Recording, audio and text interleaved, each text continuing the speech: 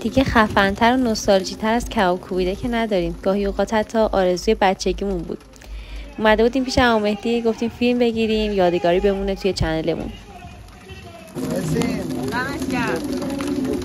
خب جدی باشید بریم برای آموزش. 50% قلمه‌گاه گوسفند، 50% گوشت سردست گوساله، 2 بار 3 بار چرخ میکنیم. یه مقدار فلفل سفید و علاوه پیازی که آبش گرفتیم، بعد نمک، بعد یه مقدار سماق هم میزنیم برای ملس شدنش. نمک چقدر بزنم؟ بزن به پیمانه بزن. فلفل سفید بهتر از سیاه. تو غذای گوشتی بیشتر از فلفل سفید استفاده میکنن.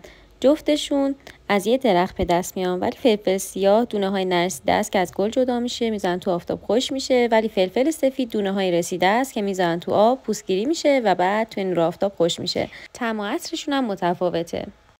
نه خیلی عالیه. یعنی مزهش اصلا زیاد نشه. اون یه دونه رو بریز. یه دونه رو بریز. مرسی. اینم سماق قرمز. تمام. یه مقداری هم حالا بعضی تخم مرغ میزنن، ما نمیزنیم، ولی خب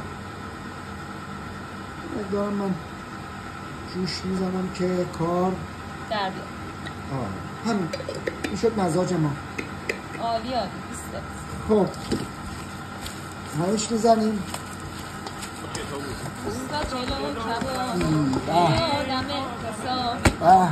به به چه دوغ نابی، عجب چلو کبابی. این مال کباب کوبیدمون گوسفندی و یه مقدار سردست گوساله.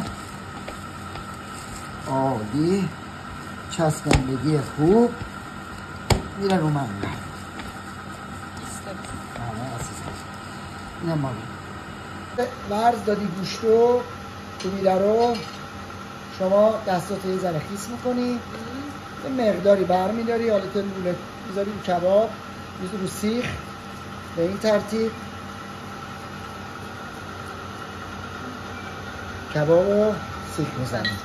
آره میچسبونی و بعد میذاری منگل رو میشه چلو کباب. بله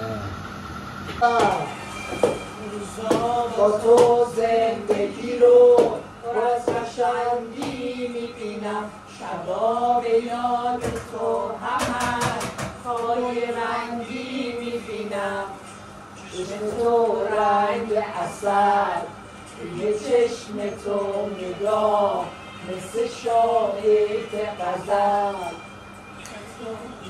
شیرین بازگاه. 250 گرم کره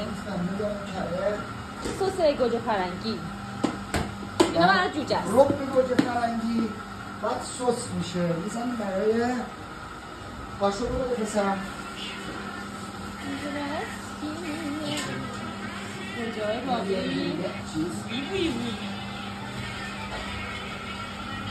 3 لیوان آب، رقص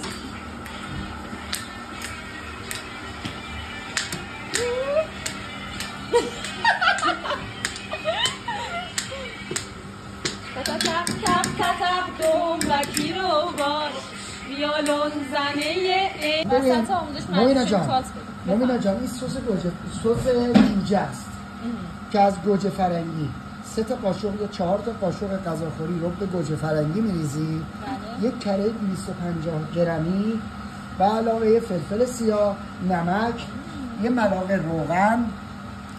خدمت شما عرض کنم که یه مقدار آب لیمو، بعد اینو میذاری بیجوشه. وقتی جوشید اگه یه مقدار زعفران هم بریزی توش رنگش قشنگ میشه. بعد این چی میشه؟ این یه سس بسیار خوشمزه برای روی جوجه با قلمه میزنی، برای روی بالکت میزنی، فوق العاده است. بعد یه داره بلند همه تو نمتر است، نمتر لطفه من خب سس گوجه